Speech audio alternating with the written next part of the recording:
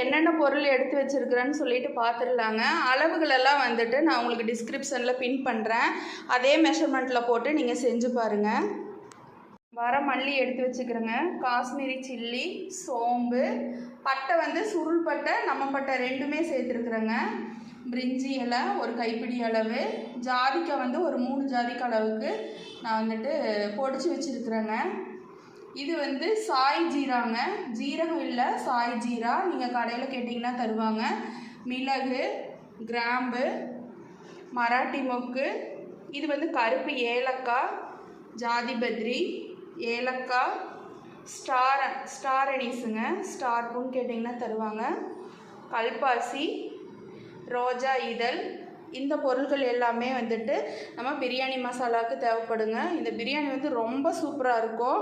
நீங்கள் வந்துட்டு இதே மெத்தடில் நீங்கள் வந்துட்டு வறுத்து அரைச்சி வச்சுக்கோங்க, ரொம்ப நல்லாயிருக்கும். இப்போ வாங்க ஒரு பொருளாக நம்ம வந்துட்டு வறுத்தரலாம்.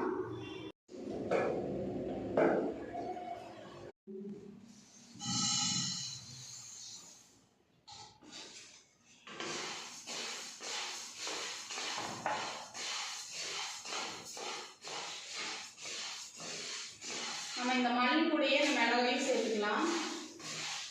இது வந்து நம்ம வந்து கலருக்காக தான் ஆட் பண்ணுறோங்க, இதில் காரம் அதிகமாக வராது, அந்த பிரியாணியோட கலர் வர்றதுக்காக ஆட் பண்ணிட்டுருக்கேன்.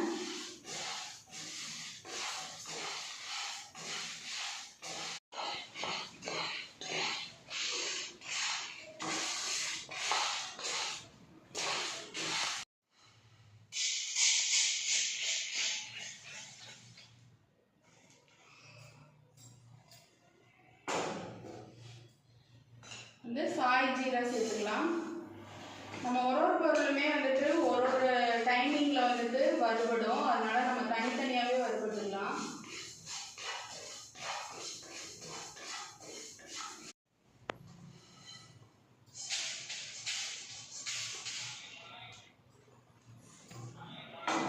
சோம்பு ஆட் பண்ணிக்கலாம்.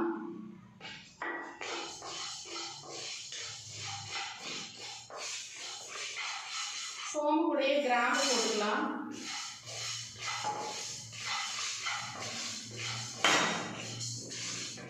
இதெல்லாமே வந்து கொஞ்சமாக சூடானா போதும். இப்போ வந்துட்டு மிளகு சேர்த்துக்கலாம்.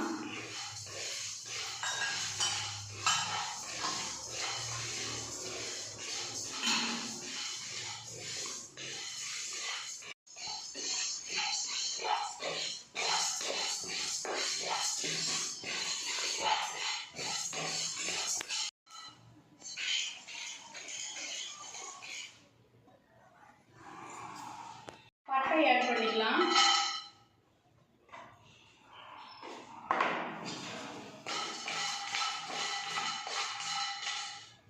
பட்டை கூடையே இந்த மராட்டி மொக்கு ஆட் பண்ணிக்கலாம்.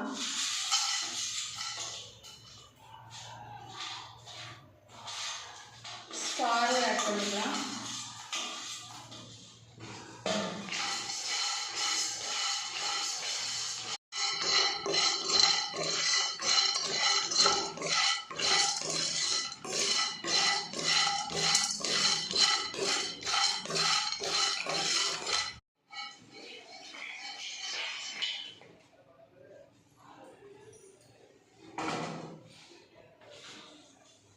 ஏலக்காய் சேர்த்துக்கலாம்.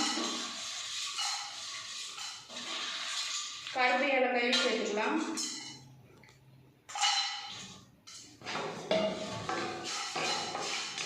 இது கூடவே ஜாதி பத்ரி சேர்த்துக்கலாம்.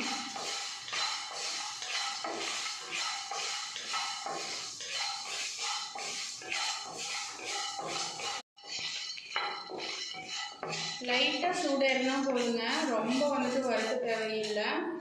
ஜாதிக்காய் வந்து உடச்சி வச்சுருக்கிறேன், அதை இது கூட சேர்த்துடலாம்.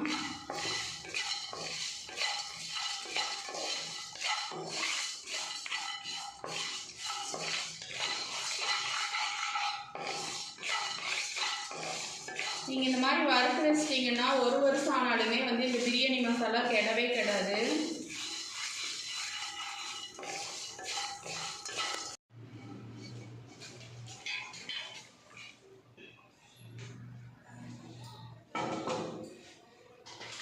கல்பாசி சேர்த்துக்கலாம். ரோஜா இதழ் சேர்த்துக்கலாம். கூடவே ஒரு 10-20 பிரிஞ்சி இலை சேர்த்துக்கலாம். இந்த இலையை வேணால் பிரிச்சு சேர்த்துருங்க, வறுக்கிறது வந்து ஈஸியாக இருக்கும். நல்ல காந்த இலை தான், அப்படியே கூட சேர்த்துக்கலாம். லைட்டாக சூடு இருந்தால் போதும்.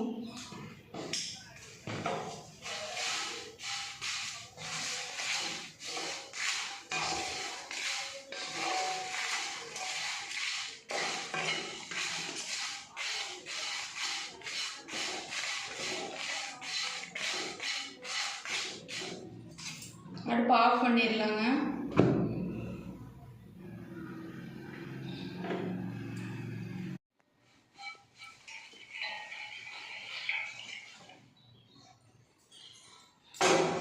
இது எல்லாமே வந்துட்டுங்க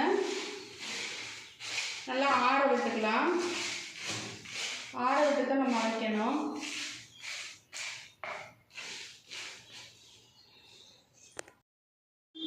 இப்போ நல்லா ஆறிடுச்சுங்க. நம்ம வந்துட்டு அரைச்சி எடுத்துக்கலாங்க. ரொம்ப ஃபைன் பவுடராக அரைக்க வேண்டாம், கொஞ்சம் கொரகொரப்பாகவே அரைச்சிக்கலாம்.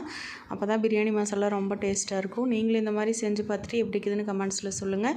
வீடியோ பிடிச்சிருந்தா ஒரே ஒரு லைக் போடுங்க, ஷேர் பண்ணுங்கள், நம்ம சேனலை மறக்காமல் சப்ஸ்கிரைப் பண்ணுங்கள். இந்த பிரியாணி மசாலா தேவைப்படுறவங்க நம்ம வாட்ஸ்அப் நம்பர் கொடுக்குறோம், தேவைப்படுறவங்க நீங்கள் ஆர்டர் பண்ணி கூட வாங்கிக்கலாம். நம்மளோட ஷார்ட்ஸில் போய் பாருங்கள், நம்மக்கிட்ட எல்லா மசாலா கீ எல்லாமே ரெடி பண்ணி கொடுத்துட்ருக்குறோங்க. பாய்.